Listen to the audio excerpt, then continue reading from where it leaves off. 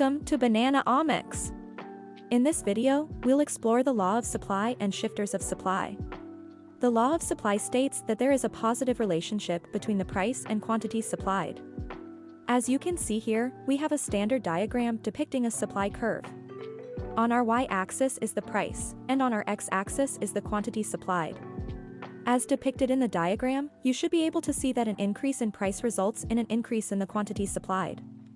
This occurs because higher prices incentivize entrepreneurs and firms to offer higher quantities of their products to gain more revenue. It is very important to understand that any change in price will only result in a change along the supply curve, changing the quantity supplied. Like the demand curve, supply also has several non-price determinants of supply or shifters that affect the entire supply curve. In total, there are 6 shifters of supply. Cost of resources. Technology. Number of firms or sellers. Future expectations. Price of related goods.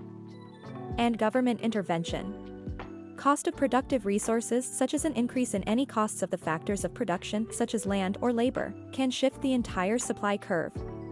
For example, in recent years, there has been a large computer chip shortage, causing the price of these chips to increase significantly.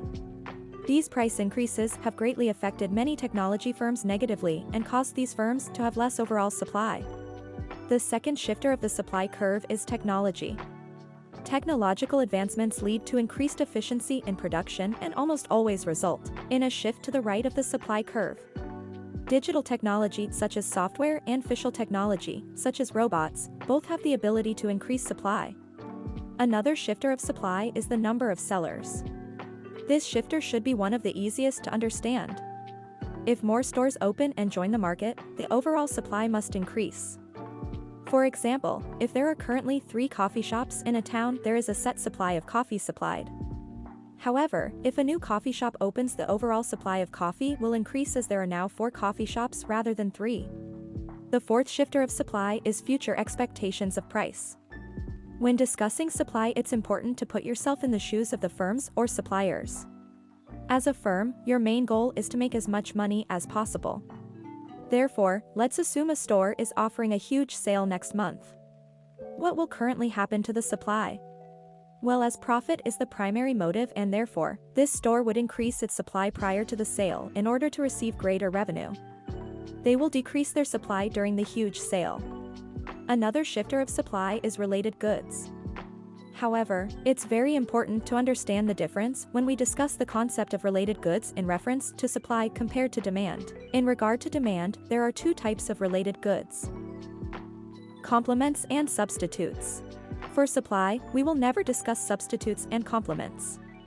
Instead, we will focus on related goods in the process of production. The 2 types of related goods in regard to supply are joint supply and competitive supply. Joint supply is when the process of producing 2 goods are intertwined in their production process. For example, the production of grain products such as bread and straw have a joint supply, as the unused portions of grain typically are used to produce straw for farmers. On the other hand, competitive supply is when 2 goods use the same resources in production, and producers must choose which to produce with the resources. An example of this would be whether or not to produce a set of skis or a snowboard with limited resources. The last shifter of supply is government intervention. A government may intervene in the market to correct a market failure or influence the consumption of a good or service. 3 types of government interventions can shift the supply curve: indirect taxes, subsidies, and regulations. In general, indirect taxes will shift the demand curve to the left, as taxes will create higher costs of production for the producers, resulting in a lower supply. Subsidies will have the opposite effect. Subsidies are money given to firms as an incentive to produce specific goods or services and result in an increase in the supply. Lastly, the government can intervene through regulations. Regulations can take many forms, but usually translates into a rule that firms must follow.